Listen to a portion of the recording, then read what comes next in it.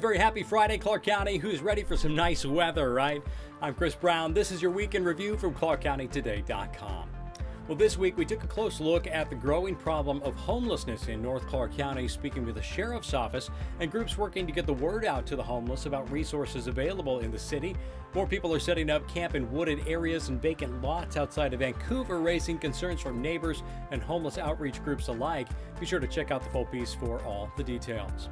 We also took you to the 18th District Legislative Town Hall this week in Battleground. Senator Ann Rivers and Representative Brandon Vick, both Republicans, describing their frustration with how the Democrat-led legislature went about their business during the recent session. Vick saying he left that session feeling like he'd been punched in the gut. The constituents pressed the lawmakers on property taxes, tolling, and the controversial bill to exempt lawmakers from public records requests, which was ultimately vetoed by the governor. Speaking of Senator Rivers, Clark County Today editor Ken Vance's editorial this week took the Republican to task a bit for her remarks at that town hall in Battleground, specifically her putting some of the blame for higher property taxes on the Clark County Assessor's Office.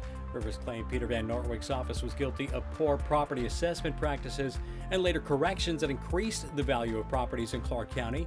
Van Nortwick has disputed Rivers' claims. Vance also detailed Rivers' past voting record, connecting it with increased property taxes, as well as her vote on the 2015 transportation package, which left Washington residents with the second highest gas tax per gallon in the nation. Vance also provided a story this week announcing that Camas resident John Lee was withdrawing from the race to replace Rep. Liz Pike in the Washington State House of Representatives. Lee, a well-known citizen activist in Southwest Washington who has, among other things, worked hard to raise awareness among Clark County residents to Oregon's plans to place tolls on I-5 and I-205, said commitments in his personal life would prevent him from giving the 100% attention required to be a lawmaker in Olympia. On Friday, Clark County Today reporter Eric Schwartz heard from anti-pot activists using 420, the unofficial holiday for those supporting the cannabis industry, as a day to campaign against reversing the moratorium on marijuana-related businesses in unincorporated Clark County.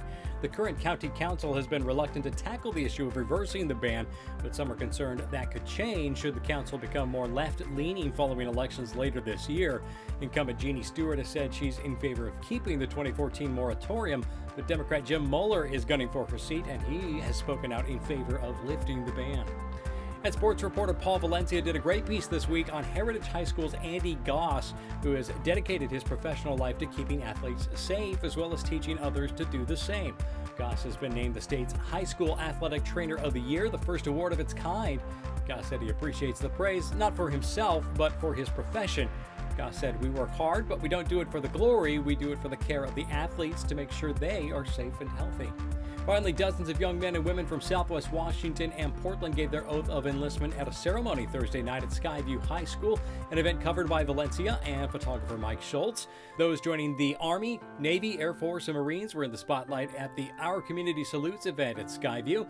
A representative from the governor's office, the Vancouver mayor, and the superintendent of Vancouver Public Schools all praised those who have volunteered to serve their country. The event, now in its 8th year in Clark County, is a cooperative effort between the Armed Forces and the Community Military Appreciation Committee.